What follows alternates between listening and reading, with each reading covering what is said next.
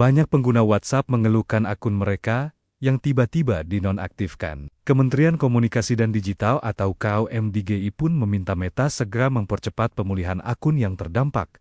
WhatsApp mengakui penonaktifan sejumlah akun terjadi akibat kesalahan sistem dalam mendeteksi akun dan aktivitas yang dinilai melanggar ketentuan layanan. Kesalahan ini disebut terjadi secara global dan tidak secara khusus menargetkan pengguna di Indonesia.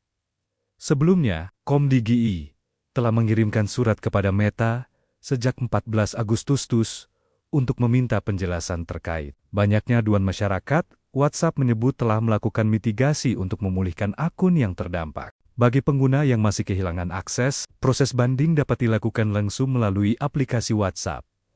WhatsApp berkomitmen meninjau proses banding tersebut dalam waktu kurang dari 24 jam. Bursa Efek Indonesia memberikan sanksi kepada 106 perusahaan tercatat atau emiten yang belum menyampaikan laporan keuangan interim hingga 31 Juli 2026. Bursa Efek Indonesia menegaskan akan terus menegakkan aturan bagi perusahaan tercatat yang belum menyampaikan laporan keuangan interim. Bursa Efek Indonesia memberikan sanksi peringatan tertulis kepada 106 perusahaan tercatat atau emiten yang belum menyampaikan laporan keuangan interim hingga 31 Juli 2026. Berdasarkan keterbukaan informasi, Bursa Efek Indonesia menyampaikan akan terus memonitor dan menegakkan aturan bagi perusahaan tercatat yang belum menyampaikan laporan keuangan interim. Laporan keuangan interim emiten tersebut tidak ditelaah secara terbatas dan tidak diaudit oleh akuntan publik. Bursa Efek Indonesia mencatat sebanyak 956 emiten wajib menyampaikan laporan keuangan interim per 30 Juni 2026.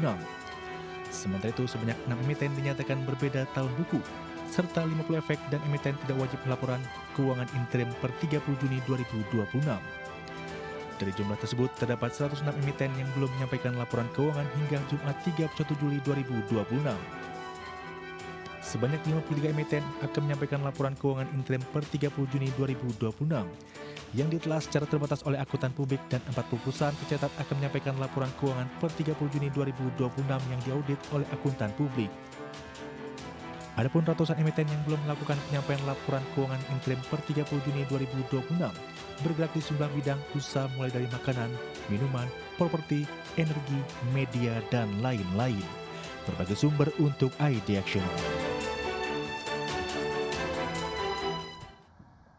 Inflasi Amerika Serikat tercatat tetap tinggi pada Juli 2026 menunjukkan tekanan harga yang masih sulit mereda dan berpotensi memperumit perdebatan The Fed mengenai arah suku bunga. Berdasarkan data Departemen Perdagangan Amerika Serikat, Personal Consumption Expenditures Price Index naik 3,7% secara tahunan pada Juli lalu.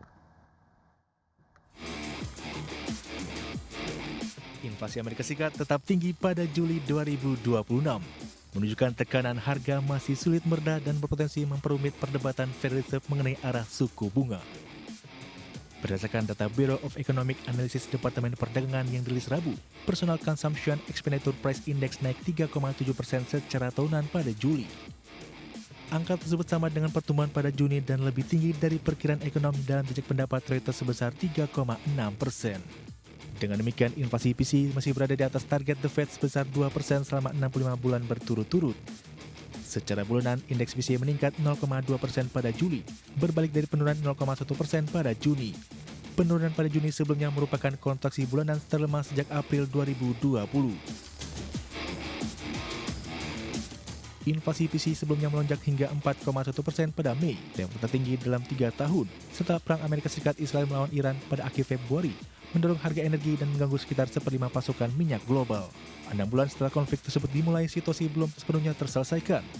Namun intensitas serangan telah menurun dan harga minyak serta tekanan inflasi yang ditimbulkan telah turun dari level tertinggi pada pertengahan musim semi.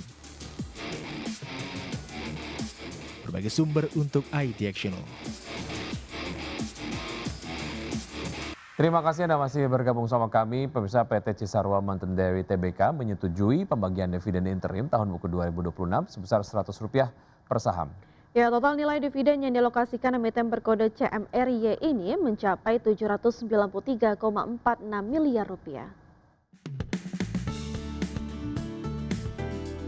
PT Cisarua Mountain Dairy Tbk membagikan dividen interim tahun buku 2026 kepada para pemegang sahamnya.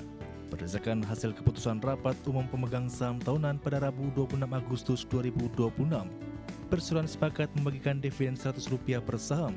Total nilai dividen tunai yang disalurkan produsen produk olahan susu merek Cimory ini mencapai Rp793,46 miliar. Besaran dividen tersebut setara 67,8% dari laba bersih entitas induk semester 1 2026 yang mencapai Rp1,17 triliun. Kinerja keuangan perseroan juga didukung oleh saldo laba ditahan yang belum dibatasi penggunaannya sebesar Rp3,33 triliun.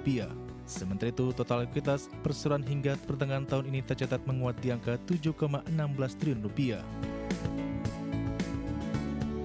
Dividen akan disalurkan kepada investor yang namanya tercatat dalam daftar pemegang saham pada 7 September 2026. Berdasarkan jadwal perseroan, kam dividen di pasar reguler dan negosiasi jatuh pada 3 September 2026. Diikuti ex-dividen pada 4 September 2026. Selanjutnya, seluruh proses pencairan dana dividen akan disalurkan secara serentak pada 18 September 2026. Berbagai sumber untuk IDX Channel. PT Wijaya Karya Bangunan Gedung TBK membukukan raihan kontrak baru sebesar Rp775 miliar hingga Agustus 2026. Pencapaian emiten BUMN konstruksi ini melesat tajam 568% dibandingkan dengan periode yang sama tahun lalu.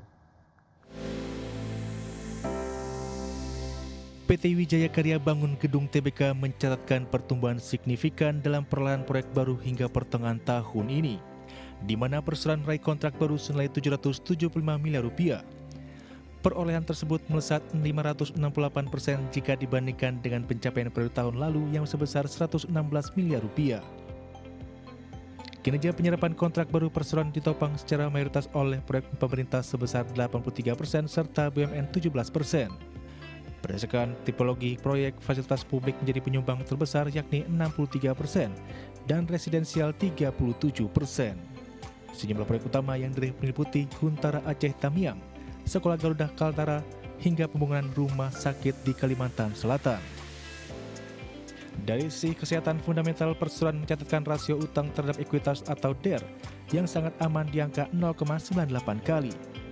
Beban keuangan perseroan tergolong minim mengingat rasio utang berbunga berada pada level rendah 0,07 kali.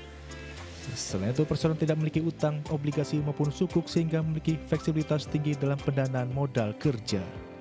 Berbagai sumber untuk IDX Channel. Ya, PT Wintermar Offshore Marine TBK menerbitkan jaminan perusahaan senilai $12 juta untuk memfasilitasi kredit entitas anak usahanya. Ya, langkah emiten berkode WINS ini bertujuan mendukung refinancing kapal dan modal kerja. PT Wintermar Offshore Marine TBK resmi memberikan jaminan perusahaan untuk memperkuat pendanaan entitas anaknya. Berdasarkan keterbukaan informasinya, penjaminan kredit senilai $12 juta ini ditujukan kepada PT Bank Shinhan Indonesia. Transaksi tersebut menjadi syarat utama dalam penyaluran fasilitas kredit kepada anak usahanya yakni PT Wintermar. Corporate Secretary Wintermar Nelly Layanto menjelaskan bahwa penjaminan tersebut digunakan untuk pembiayaan kembali atau refinancing armada kapal perseroan. Selain memperkuat struktur pendanaan armada, pinjaman dari Bank Shinhan Indonesia ini juga dialokasikan untuk memenuhi kebutuhan modal kerja. Langkah ini diambil guna menjaga kelancaran operasional perseroan di sektor pendukung migas lepas pantai. Merujuk pada ketentuan pasal 6 ayat 1 huruf E PUJK 42 tahun 2020, transaksi jaminan keperbankan ini tidak memerlukan penilaian independen dari KJPP.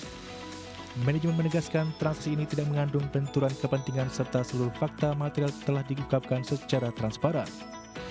Adapun PT Wintermar merupakan entitas anak strategis yang dikuasai WINS dengan porsi kepemilikan saham melampaui 99%.